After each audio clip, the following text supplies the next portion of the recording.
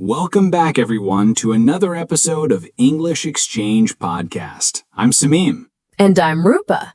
Today we're talking about something very real, something almost every English learner faces, fear of speaking English. You know, Rupa, fear of speaking English is like standing in front of a big swimming pool. You know how to swim, you've practiced in shallow water, but the moment it's time to jump, your body freezes. Yes, I remember one time at an airport, I only needed to ask, where is the boarding gate? But instead, I just stood there, speechless. My brain felt empty, my mouth dry. Finally, I just pointed at my ticket like a lost traveler. I can picture that. And you know, I once had the same thing during a job interview. I prepared so much, but when the interviewer asked the first question, my mind went totally blank. That's the worst feeling. But here's something interesting. Fear doesn't mean we are weak. Fear actually means this is important to me. That's a powerful perspective. So today, we're not going to give you the same old advice like just relax. No, we'll share uncommon strategies, fun tricks, and even strange exercises to make fear your friend. Exactly. So if your mind goes blank when speaking English, stay with us. By the end of this episode, you'll see fear in a totally new way. So, Rupa, people always ask, why does my mind go blank when I try to speak English? We know the common answer, nervousness, but I think there's more to it. Yes, absolutely. Let me share something uncommon. Fear happens because our brain is like a computer. When you try to speak English, your brain is running too many apps at once. Grammar, vocabulary, pronunciation, body language, and suddenly, boom, system overload. Exactly. And you know what's funny? Even native speakers sometimes crash. They forget words in their own language. So it's not just about English, it's how the brain works under pressure. Right, but here's another angle. Fear of speaking English often comes from memory. Long ago, maybe a teacher corrected us harshly or someone laughed at our mistake. That memory is stored deep inside. And every time we speak, our brain whispers, "Careful, don't embarrass yourself again." That's so true. Fear isn't always about English, it's about judgment. We're not really afraid of the words, we're afraid of how people will react to our words. Exactly. And there's a science behind it too. When you're nervous, your body produces adrenaline. Adrenaline is good. It gives you energy. But if you don't control it, your heart races, your mouth dries, your brain freezes. So fear is not our enemy. It's simply energy without direction. If we learn to guide it, it can actually make our English stronger. Well said. So now, let's move on to how we can guide that fear. Uncommon tricks, playful methods, and exercises that actually work. Great. I'm excited for this part. Because listeners, trust me, these are not the usual boring tips you've heard before. All right, Rupa, now it's time for the fun part. Let's share some uncommon tricks for overcoming fear when speaking English. Yes, and let's start with my favorite, turn fear into excitement. Before speaking, instead of saying, "I'm nervous," say, "I'm excited." The body reaction is almost the same. Sweaty hands, fast heartbeat, but the meaning changes completely. I tried that once before giving a presentation. I told myself, I'm excited to share my ideas. And suddenly my voice was stronger, my energy was higher. It really worked. Exactly. Here's another trick. Role play like an actor. Don't just practice English by reading books. Pretend you're a teacher, a news reporter, or even a stand-up comedian. When you exaggerate your voice, your body, your expressions, your brain remembers better, and later in real life, you feel more natural. I do that sometimes. I practice English like I'm hosting a cooking show.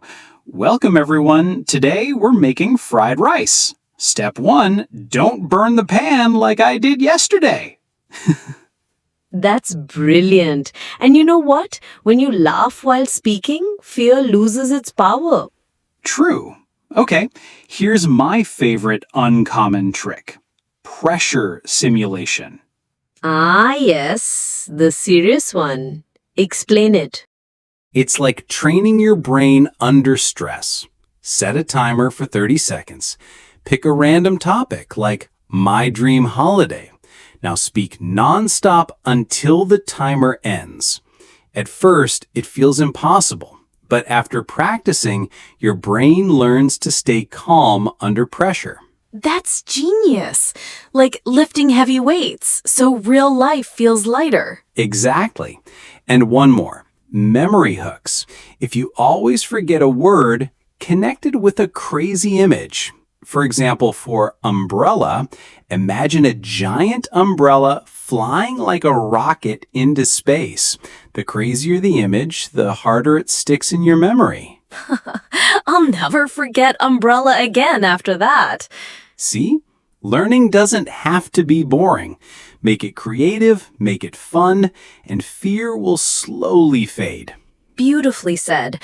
And I think our listeners are ready now for some real-life exercises they can try today. Perfect. So, Shamim, we've talked about tricks, but our listeners need something practical. Exercises they can try today. Yes, let's make it real. Exercise 1, the mirror challenge. Stand in front of the mirror every morning and speak for 2 minutes about anything. It could be your breakfast, your plans, or even your feelings.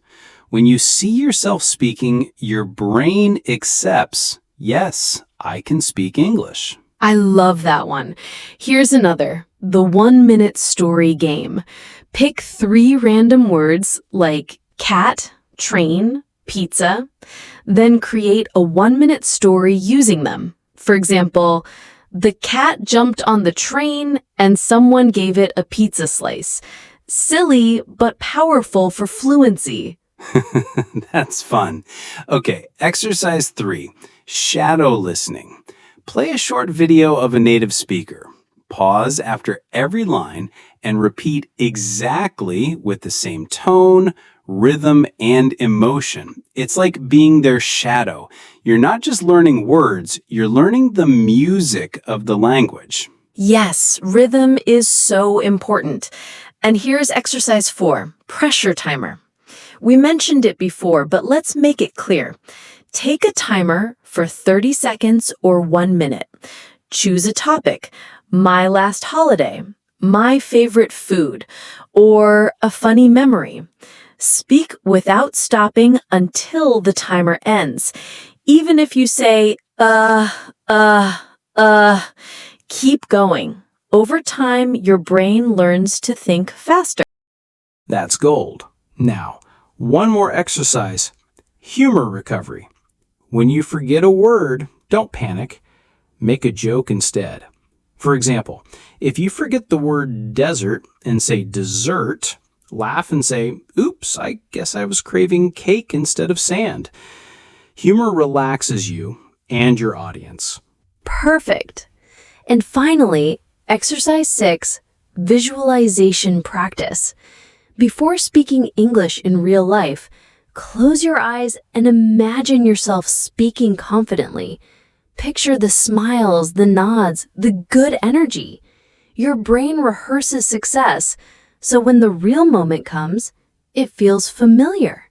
That's so powerful. Athletes use visualization before big games. Why shouldn't English learners use it before conversations? Exactly.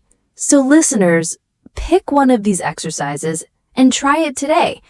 Don't wait for the perfect time. Practice in small steps, and slowly fear will lose its grip. Yes.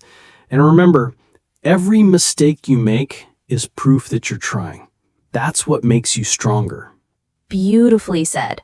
Now let's wrap this up with some final motivation. So, Rupa, after all these stories and exercises, I think there's one truth we must remind our listeners. Fear is normal. It's not a sign of weakness. It's a sign that you care. Yes.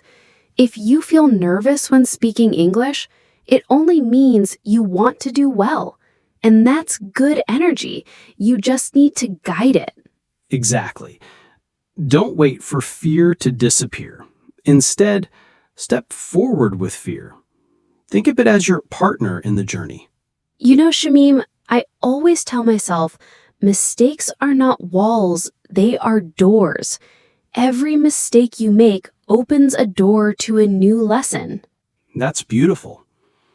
And remember, even native speakers forget words, mix sentences, or get nervous.